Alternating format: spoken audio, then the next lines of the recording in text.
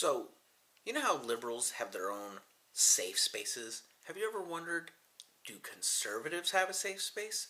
And what do they call it? I'm Garnet, the Inquisitive Veteran, and that's what I'm talking about today. So, I've been thinking a lot about how liberals are always called special little snowflakes. Oh, they need a safe space. And I got to thinking, and I was like, well, I think everyone has a safe space, don't they? And so I did a little research and started looking into things, and it turns out conservatives have a safe space as well, but they don't call it a safe space. And a couple examples. In Arizona, there's House Bill 2120.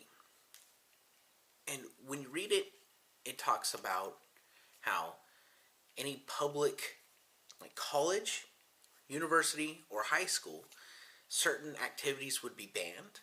And for the colleges, they'd be fined, which would remove up to a certain amount of their state funding. And some of the things that they don't allow are events that promote solidarity based on ethnicity, social justice towards a particular group, like a racial group, or any speech about overthrowing the government. And I want to talk about those real quick.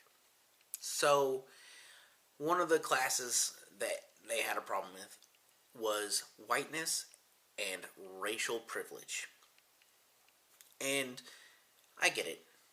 That sounds scary, but I do think that, because I have run into it before, sometimes people of a different ethnicity are targeted more by police. Because I was walking with a group of friends of mine, and the cops gave them a hard time, but not me, because I'm white and they're black.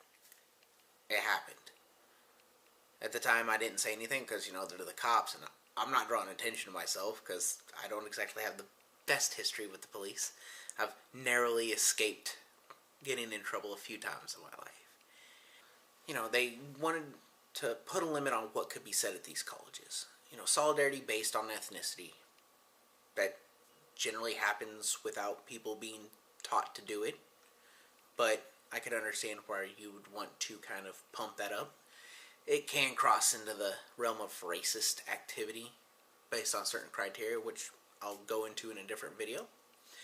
And, social justice towards a race of people. Or actually any group of people, but what I could tell, they were talking about race. And if say a group of kids believe that, Asian people on their campus are being targeted unfairly and they want to speak out about it, you know what? More power to you. I'm all for that. Peaceful protest, draw attention to a problem, and try to find a solution. That's a great way to go. I don't see why, the government should have a say if you can do that or not. Obviously in Arizona they believe they can. But that's whatever. Now the last one, any speech about overthrowing the government. Now you're like, yeah, hell yeah. You shouldn't be able to talk about overthrowing the government. Chances are, if you're watching this and you said that, you probably are a Second Amendment supporter. And the Second Amendment isn't about protecting your house against burglars. It's about protecting your house against the government and being well armed just in case the government becomes tyrannical and you can overthrow it. So that would have unintended consequences about limiting your free speech about firearms. Would it be pushed that way? Probably not, but there's always that possibility. You're like, yeah, it could never happen. Perfect example, when the Democrats a few years ago put in the thermonuclear option in Congress where they could shut down, any sort of dissent because we just have that many votes. At that time I was like, hey, you guys are fucking stupid for doing that because that will get used against you. And guess what? Republicans are going to use it now. So, another example of conservative safe space is this Texas Social Security Administration judge, Gary Suttles. Now, Gary Suttles, he's a federal employee, and he has been trying to get out of diversity training with regards to the LGBT community. He just has to watch a video and sign a paper that says he watched it. And he's been fighting it because it violates his religious beliefs. Well, guess what, bud? Doesn't matter. And that's the thing. It's his job, and he needs to watch it. Anyone who's in the military, who's sat through those just death by PowerPoint presentations about diversity and, not discriminating, you know what I'm talking about. It's probably that boring. But it ain't going to hurt you. It's an hour, maybe 2 out of your day where you're sitting there just watching a video. You might take a quick test on it. Easy to pass. Doesn't hurt you.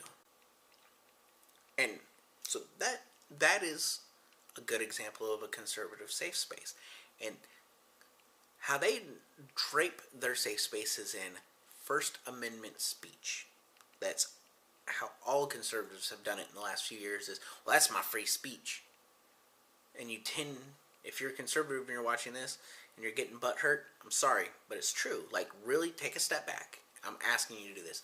And look and go, am I really using free speech, or am I using it as a way to silence others so I have my own, opinion that no one can touch? Because the definition of a safe space is an area where one can go so they feel that they won't be targeted for discrimination, emotional, or physical attacks. And